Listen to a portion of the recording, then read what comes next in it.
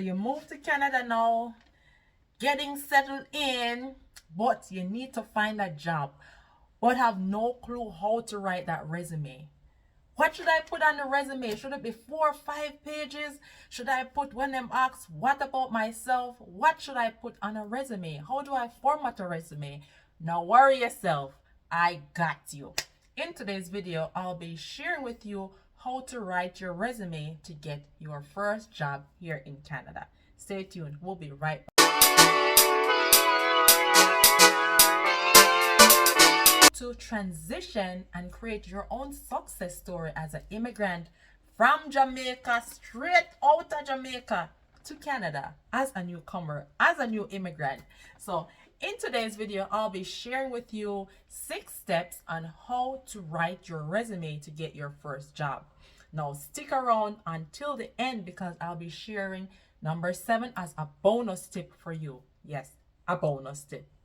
Now, I've done a previous video on how to get your survival job, but now I'm going to share with you how to write the resume. So if you haven't seen that video yet, go ahead, it's right here. Go watch it now. Go watch it, come back and watch this one because you need to know how to format your resume. Okay, all done? Wait. One more thing.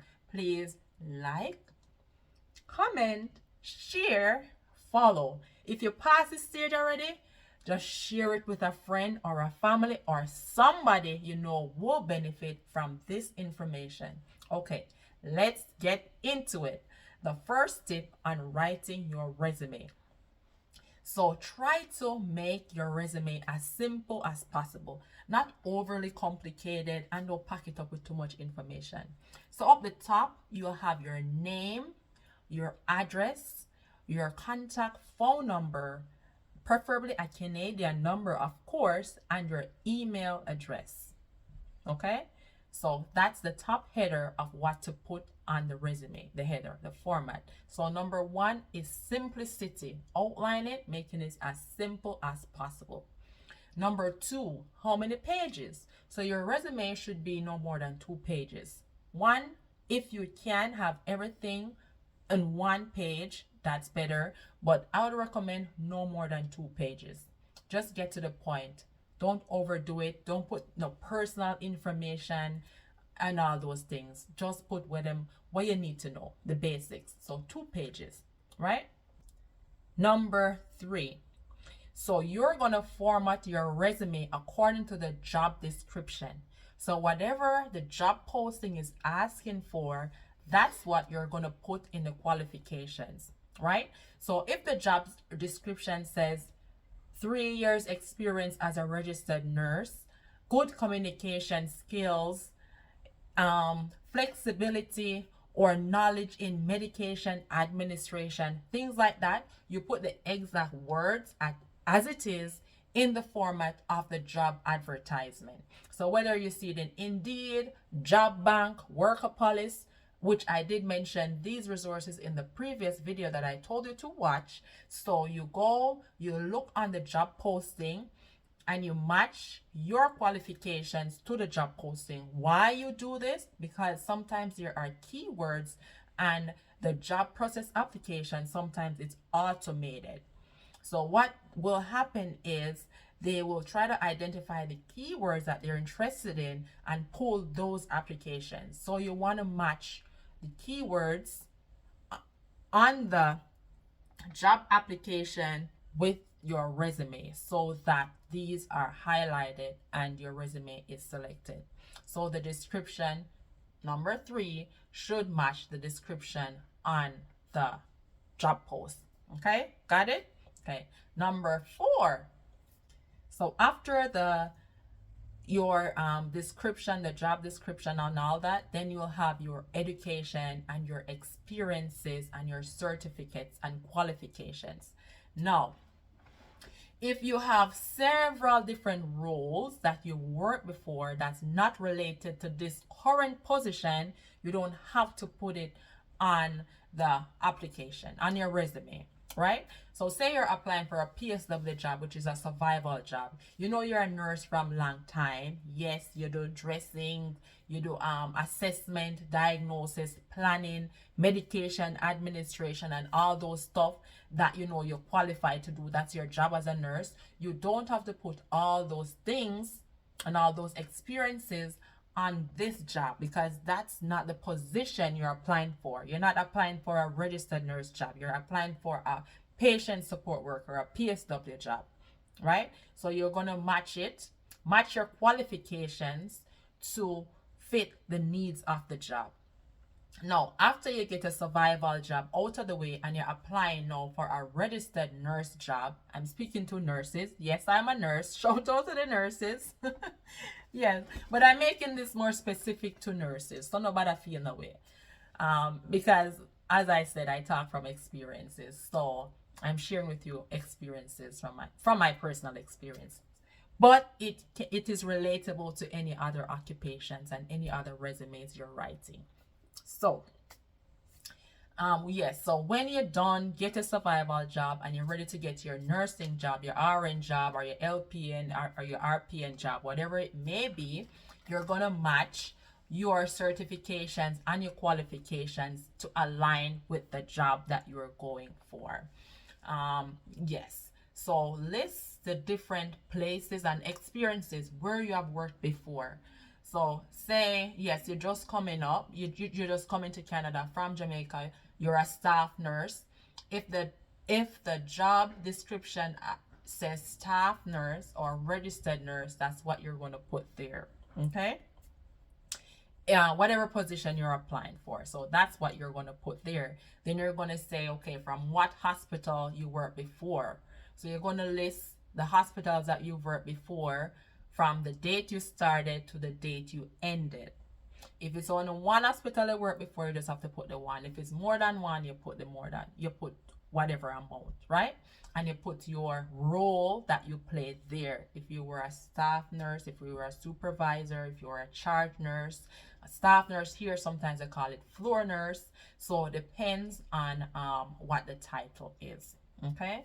So that will be your number 4. And again, certification. So that's your experience, now certification. So as again, nursing, you're going to say you are licensed with the CNO, Canadian Nurses Association.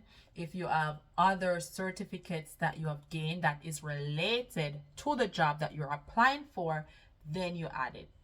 If it's non-related, non-nursing, it doesn't qualify for this job or doesn't relate to this job, you don't have to put it there. So whatever membership and certification that you have, if you have certification in IV therapy, certification in breastfeeding, certification in mental health, certification in preceptorship, just different certification. If it relates to whatever you are applying for, you add it there, okay? Now, number 5 is proofreading. After you format your resume, you have up the top your name, address, email, phone number. Then you have the job description, right? So you can say you're a nurse for X number of years. These are my qualifications here. After you have all of that, then you have your experiences, certifications, and license, all of that part of it.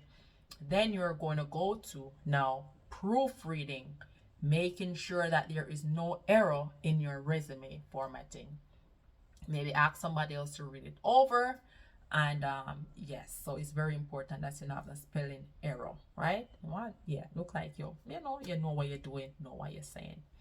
And the number 6 tip is to create an account on LinkedIn. Now, everybody is going to social media to check out people, to see. Social media is just a new norm now. And some companies hire persons from LinkedIn. So it's a good idea to create a LinkedIn account, so when they go to check for you to look you up, then they can see your qualifications and more details about you in your LinkedIn account.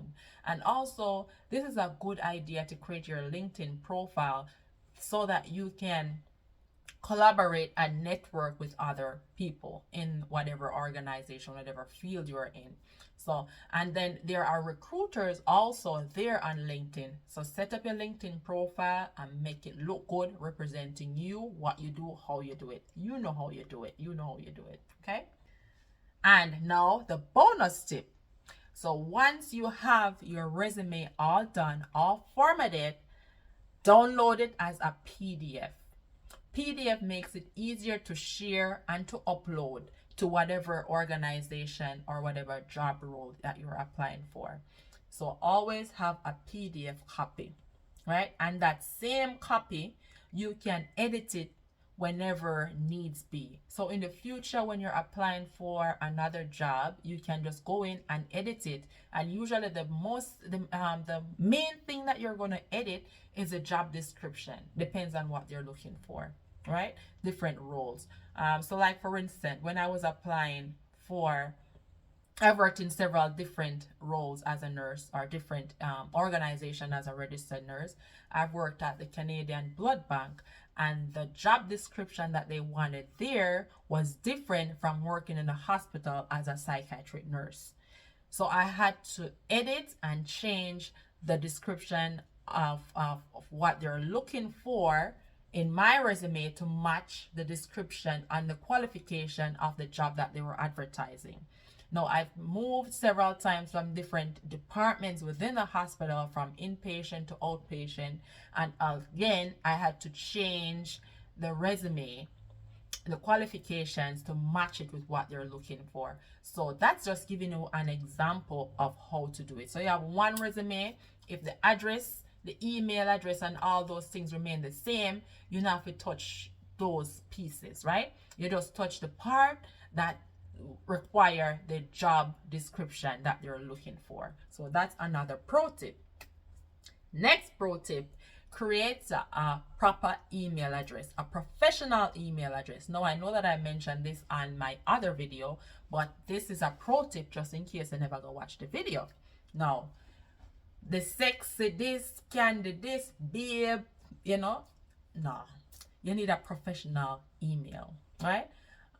So create that email with your name, preferably your full name or your initial or something, but something that they won't say, huh, who this? Sexy babe 31 or 69 or something like that. No, make your email address represent the job that you're looking for. I have a little professional touch. So that is my pro tip for you. And I have lots more information where all these are coming from in my book, What to Expect When Moving to Canada. You can go ahead, purchase it. It's here. It's available both in Kindle format and in hard copy format on Amazon. So feel free to go check it out. Thank you so much for sharing, for liking, for commenting. If you already have a job, share it with somebody who you know is in the process of seeking a job right now. Okay, thank you so much. Hit the bell. Hit the bell before you go, because you don't want to miss my next video to come. Bye.